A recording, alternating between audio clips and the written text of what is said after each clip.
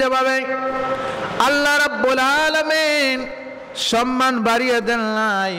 যারা কোরআনুল কারীম অনুযায়ী জীবন পরিচালনা করবে,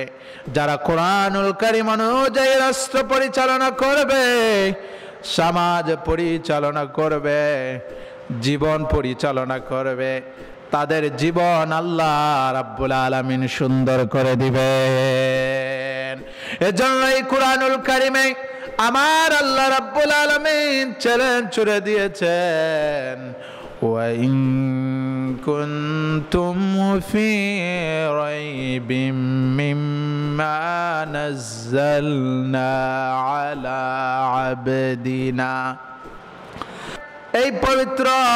কোরআনুল কারীম নিয়ে যদি গবেষণা করার পর এই পবিত্র কোরআনুল কারীমের একটা আয়াত, একটা জবর, একটা জের, একটা নক্তাও কেউ পরিবর্তন করতে পারবে না। কারণ আমার আল্লাহ রাব্বুল আলামিন এই পবিত্র ফুরকানুল হামিদের মধ্যে ঘোষণা করেছেন,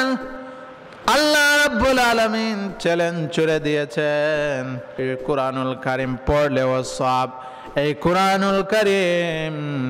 মনোযোগ সহকারে শুনলেও সওয়াব। এজন্য এই কোরআনুল কারীম অনুযায়ী যারা জীবন পরিচালনা করবে, তাদের জীবন আমার আল্লাহ রাব্বুল আলামিন সুন্দর করে দিবেন। যদি আপনার কোরআনুল কারীম ফজরের নামাজ আদায় করার পর কোরআনুল কারীম যদি আপনি প্রত্যেকটা আয়াত যদি তিলাওয়াত করেন, তাহলে ওই ঘরের মধ্যে সময় আল্লাহ রাব্বুল আলামিন রহমত আর বরকত দিয়ে পরিপূর্ণ করে দিবেন। কোরআনুল কারীম অনুসরণ করার জন্য নাযালাত আলাইহিমুস সাকিনাহ, হাদিস শরীফের মধ্যে এসেছে, কোরআন অনুসরণ করার জন্য যখন কোন ইমানদার, কোন মুত্তাকি যখন এই কোরআনুল কারীম অনুসরণ করার জন্য রাস্তা অতিক্রম করে, পথ অতিক্রম করে, এ সময় আমার আল্লাহ রাব্বুল আলামিন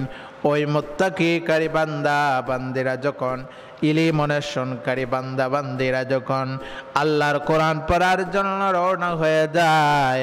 এ সময় এই কোরআনুল কারীম অনুসরণকারী বান্দার জন্য আল্লাহ রাব্বুল আলামিন এ সময় নাযালাত আলাইহিমুস সাকিনা নাজিল করেন এবং রাস্তা জান্নাতের রাস্তা পর্যন্ত সহজ করে দেন।